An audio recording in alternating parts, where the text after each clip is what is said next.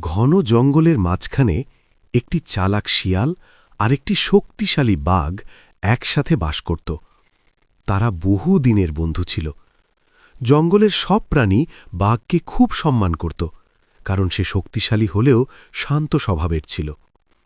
শিয়াল সবসময় বাঘের সাথে খাবার খুঁজতে যেত, নদীর ধারে বসত আর রাতে একই আগুনের পাশে থাকত।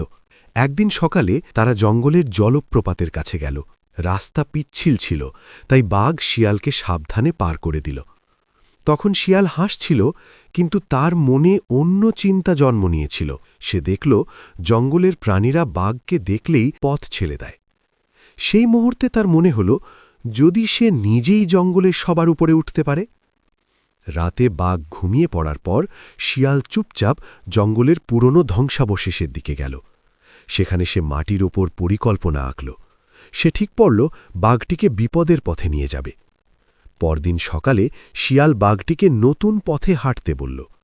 পথে সে গাছের গায়ে নকল পায়ের দাগ তৈরি করল এবং বাঘটিকে জলাভূমির দিকে নিয়ে গেল। হঠাৎ বাঘের পা নরম কাদায় ঢুকে গেল, কিন্তু বাঘ নিজের শক্তিতে শেকড় ধরে লাফিয়ে বেরিয়ে এলো। চারদিকে কাদা ছিটকে পড়ল। শিয়াল ভয় পেয়ে গেল। তারপর তারা জঙ্গলের গভীর অন্ধকার অংশে পৌঁছাল। হঠাৎ এক ভয়ঙ্কর গর্জন শোনা গেল। শিয়াল ভয়ে বাঘের পেছনে লুকাল। বিদ্যুৎ চমকাল আর দেখা গেল বিশাল ছায়া। পরে বোঝা গেল সেটা হাতির দল। হাতিরা চলে যাওয়ার পর বাঘ মাটিতে আঁকা পরিকল্পনার দাগ দেখতে পেল। তখন সে সব বুঝে গেল। সে শিয়ালের দিকে তাকাল। রাগ নয়, হতাশা ছিল তার চোখে। ঠিক তখনই ওপর থেকে শিকারীর জাল পড়ে বাঘটিকে আটকে ফেলল। শিয়াল এক মুহূর্ত দেরি না করে দৌড়ে গেল। দাঁত দিয়ে দড়ি কাটতে শুরু করল। বাঘও জোরে ধাক্কা দিল। জাল ছেড়ে গেল।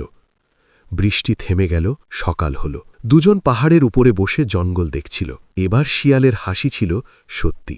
জঙ্গলের প্রাণীরা আবার তাদের দুজনকে একসাথে দেখল।